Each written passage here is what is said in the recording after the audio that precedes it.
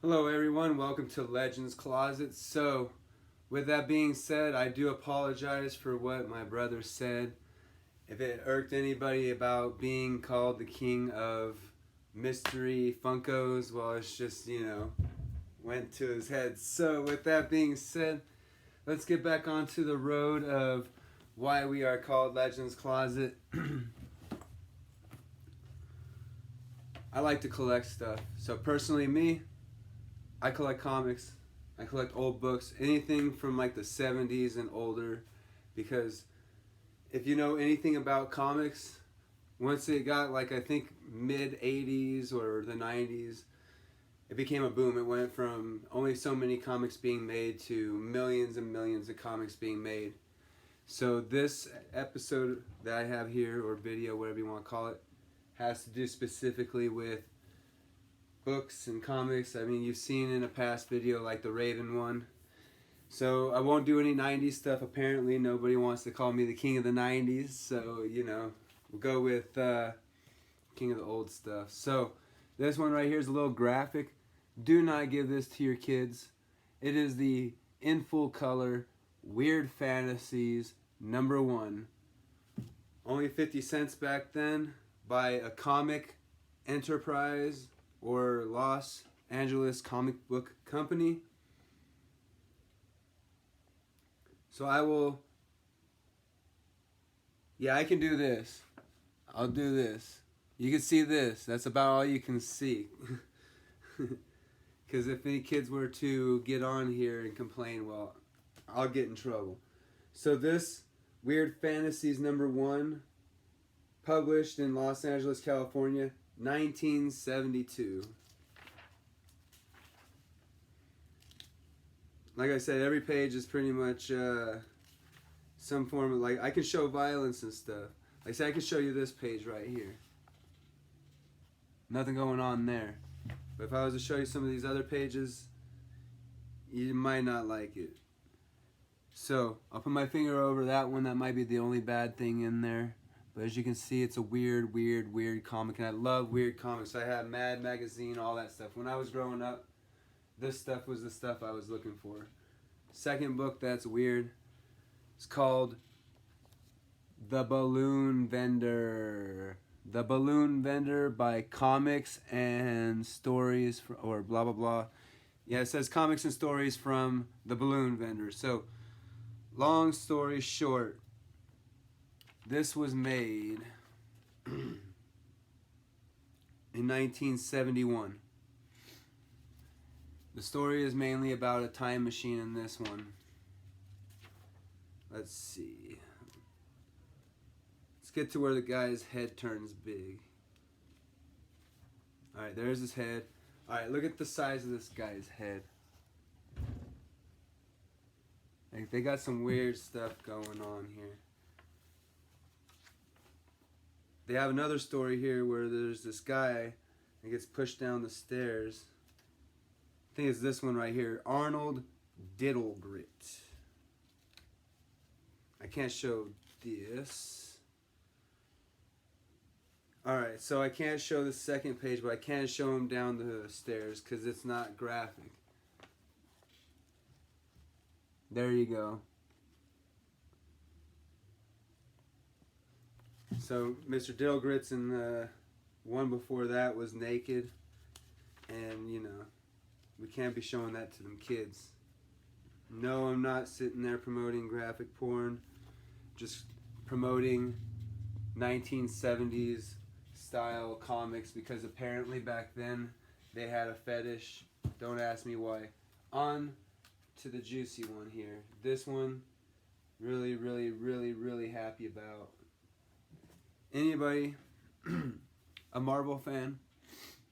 Anybody who knows Daredevil? What about the Power Mad Plunder? Or Kazar and his Sabu, basically his saber-toothed tiger named Zabu. Yeah, here it is.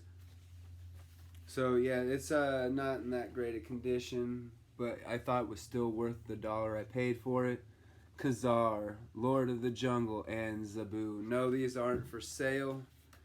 If you want something for sale, please head on to Legends Closet's Facebook. Let us know what kind of stuff you're into. I got plenty of stuff up there, including glasses and steins and stuff, but the personal stuff like these comics, I want to have my own library where anytime I want something from the New York Post, comics, anything from what I'm going to show you next, it's just the way it is. I love comics, so try to get ones that are rare. And can you believe I found these in a kids section at a thrift store? That is terrible. Now I can understand stuff like the Daredevil, but these last two ones that I found, like the Weird Fantasies, to you adults, finding that in the kids section and finding your kids reading that, they'll never go back. They'll be hunting that stuff down forever. That'll warp a kid's mind just like mine was. So, without being too far on this, I was trying to find some stuff with him. Here we go. Here's something that'll help you out. Do you guys know who Angel is from the X-Men? That's right. Now, how old is this comic, you're asking? Why am I showing it to you? 1970. Copyrighted from 1965 and 1967. But this is Khazar number 2 edition. So he got to hang out with not only Angel from the X-Men in 1970 or 1960s, but Punisher. So when I saw that, I didn't care it was $1. I didn't care it was in bad condition, because how many of those are out there? How many can you say are legitimately out there in good condition? And if you do find them, they are very pricey. Got 3 more things to show you here. I will start opening up my boxes here, these legendary boxes with old stuff all the way up through the 1950s. So yeah, if you're a Looney Tunes fan or Disney fan, I have stuff in there. Winnie the Pooh, you name it. I try to get stuff that's old. That's the way I do it. So, Reagan Comics. Not Reaganomics. Reagan Comics. I was able to get this for the low price of, you'll have to just one day go out into thrift stores and find it. I'm just joking.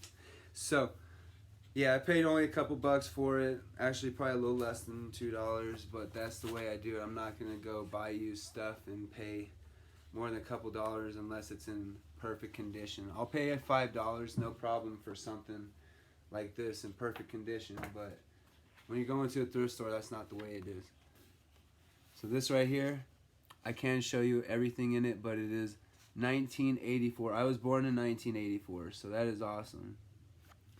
It also says down here 1981, 1982, and it's by who? Doonesbury. Doonesbury. So I don't know if that's just the name of the people that made the comics or if they're the distributor, but I've seen Doonesbury plenty of times. I actually have a Doonesbury book in here that I can show in the future with the next time I show off some more Dilbert books. See, blah, blah, blah, blah, blah. Acting is the art of speaking in a loud, clear voice and the avoidance of bumping into furniture. So,